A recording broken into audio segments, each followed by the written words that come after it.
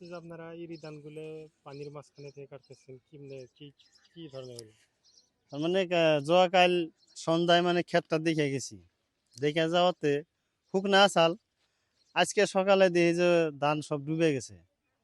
যাই হোক, কামলা লইয়া ডুবে সুবে কাটতাছি, ধান তো পাকে নাই এমনি।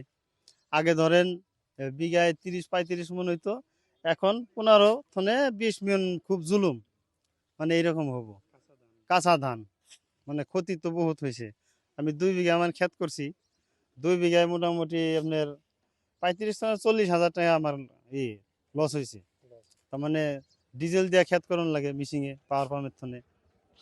আরও ক্ষতি এই যায় অঞ্চলে বহুত ক্ষতি হয়েছে। মন্দার থনে বাঘবর তরি মোটামুটি হাজার হাজার বিঘা ইরি ধান এরকম সব পানির তলে আছে। এই কৃষকের কি অবস্থা হবে? কৃষকের অবস্থা মানে এখন বিদেশ যে যাইব, বিদেশ তো করে খানি না, বিদেশে তো যাওয়ার সুযোগ নাই। বিদেশ গেলে দৈরা বাংলাদেশি করে মানে একদম বাংলাদেশ পাঠিয়ে দেয়। তো এই হলো পরিস্থিতি। এখন কৃষকের কি মরা ছাড়ার বুদ্ধি নাই।